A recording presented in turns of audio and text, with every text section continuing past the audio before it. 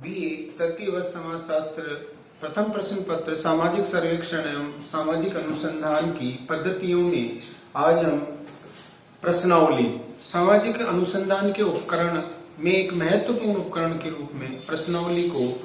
सामाजिक अनुसंधानकर्ता के द्वारा उपयोग में लाया जाता है और उत्तरदाता से उसमें पूछे जाने वाले प्रश्नों को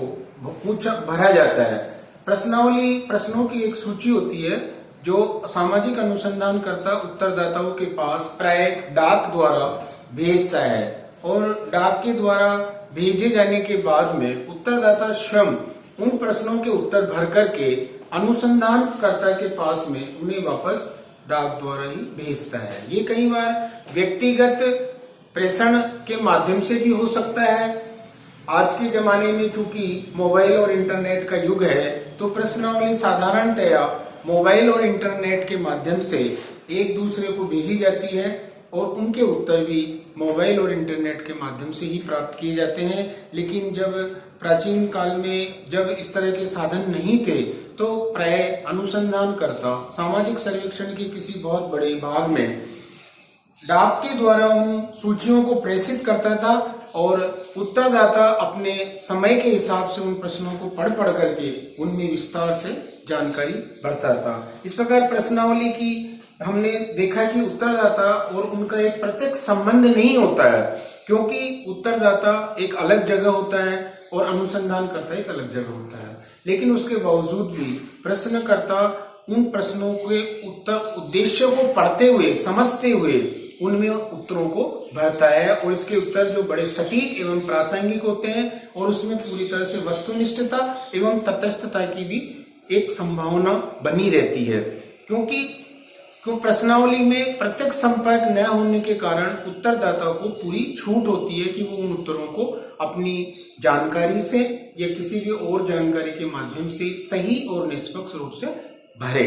दूसरा, प्रश्नावली की हम कुछ विशेषताओं की यहाँ चर्चा करेंगे। प्रश्नावली अध्ययन किए जाने वाले विषय से संबंधित पूरी जानकारी उसके सामने रखती है। प्रश्नों की एक सूची होती है और प्रश्नावली डाक द्वारा उत्तरदाता को भेजी जाती है और प्रश्नावली साधारणतः डाक द्वारा ही अनुसंधानकर्ता के पास वापस भरे हुए उत्तरों के साथ में प्राप्त होती है। प्रश्नावली को सूचनादाता स्वयं ही भरता है, क्योंकि प्रश्नावली के माध्यम से भरे जाने वाले प्रश्नों के बारे में उसको सारी जानकारी और निर्देश उसमें प्रदान कर दिए गए होते हैं, तो उसके माध्यम से वो उन प्रश्नों को भर लेता है। प्रश्नावली का प्रयोग केवल शिक्षित सूचनादाताओं के लिए ही किया जाता है, क्योंकि प्रश्नावली चूंकि प्रश्नों की सूची होती है और अध्ययनकर्ता उसके समक्ष नहीं होता, इसलिए प्रश्नों को पढ़कर सूचनादाताओं को ही उनके उत्तर भरने होते हैं। प्रश्नावली प्राथमिक सूचना संकलित करने की एक अप्रत्यक्ष विधि है। सूचनादाताओं के लिए इसका प्रयोग एक विस्तृत क्षेत्र में किया जाता है, क्योंकि जहां और दूसरे साधन संसाधन उपकरण है उनमें इतना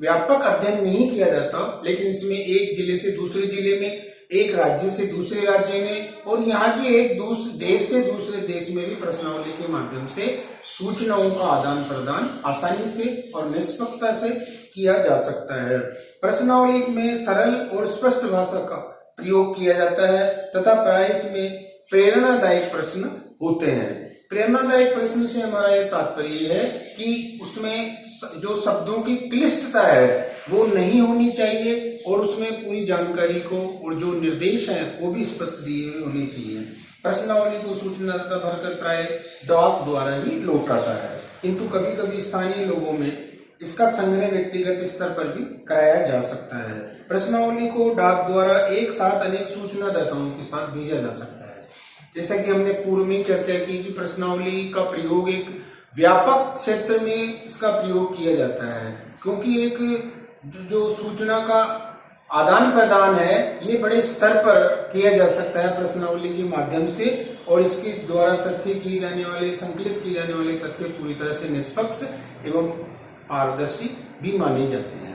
प्रश्नावली को डाक द्वारा एक अनेक साथ शीघ्र संकलित किए जा सकते सूचनाओं के लिए उपयोग में लाया जाता है, क्योंकि उसमें एक संभावना ये रहती है कि प्रश्नावली के माध्यम से जो सूचनाएं अगर हमें बहुत लंबे क्षेत्र से या बड़े विस्तृत क्षेत्र से एकत्र करनी है तो उसमें हम केवल प्रश्नावली विधि का ही प्रयोग कर सकते हैं। लेकिन यहाँ एक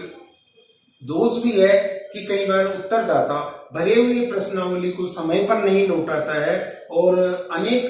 कारणों से जब बहुत सारे क्षेत्र से उन्हें प्रश्नावली भरी हुई नहीं मिलती है तो जो निष्कर्ष है उनको पूरी तरह से प्रामाणिक नहीं माना जाता है। प्रश्नावली में अनुसंधानकर्ता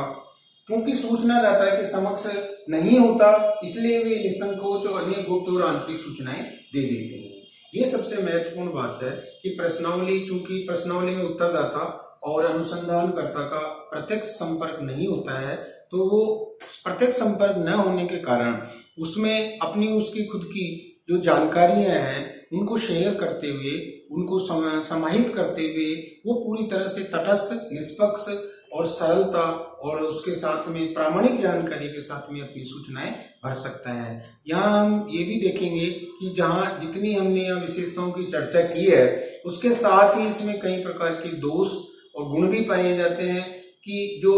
दोष है वो ये है कि चूंकि विस्तृत क्षेत्र में होने के कारण प्रश्नावली के कई बार प्रश्नावली वापस हमें प्राप्त नहीं हो पाती है और उत्तरदाता स्वयं उसको रख लेता है। तो इस सबसे पूर्व में प्रश्नावली भेजे जाने से पहले अनुसंधानकर्ता का ये दायित्व है कि वह